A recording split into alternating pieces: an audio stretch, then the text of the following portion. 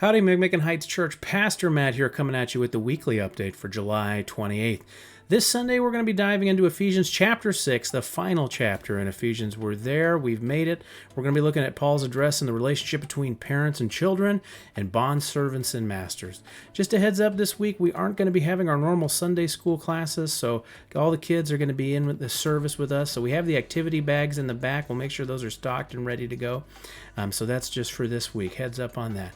I was thinking, hopefully none of you have melted away this past week because it's been super hot. Like, I know I personally get really, really warm. Like, when it reaches the 80s, I'm uncomfortable. And we're in the 90s this week. And I've been getting tons of like these severe weather warnings to my email and messages to my phone. And, talking about this, the side effects of severe heat and heat stroke and some of the things that can happen. And I was thinking about it that this presents a great opportunity. This presents a great opportunity for us to go and meet our neighbors, to go check in on our neighbors, to go knock on their door and say, hey, just want to check on you, make sure you guys are surviving the heat. Maybe bring some water with you, a bottle of water as like a gift and say, here you go. Maybe you've met them, maybe you haven't. I don't know. But it's a great opportunity for us to put our faith into action. Because when Jesus was asked, like, what's the greatest commandment in Matthew chapter 22, Jesus said, love the Lord your God with all your heart, with all your soul, with all your mind, with all your strength.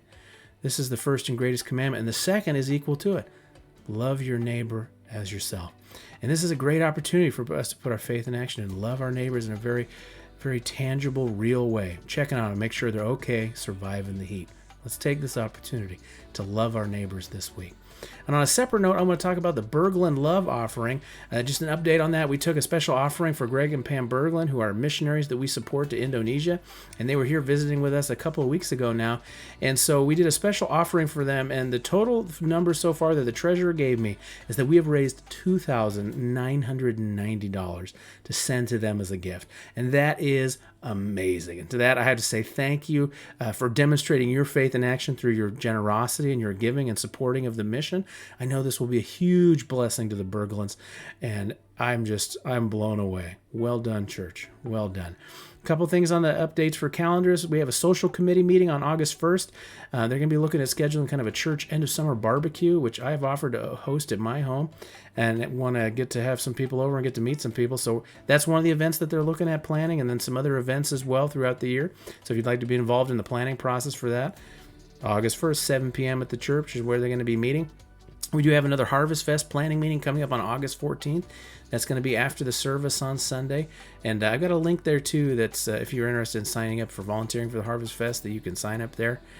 We still have a prayer request out there. We have a member that's looking for a car. So if you know someone that's selling a car or they have a decent car in about the $3,000 price range, please reach out to me and let me know. And I think that about does it for the weekly update. Hopefully you guys are surviving the heat. Check on your neighbors. Make sure they're doing well. And we look forward to seeing you on Sunday. Have a blessed week.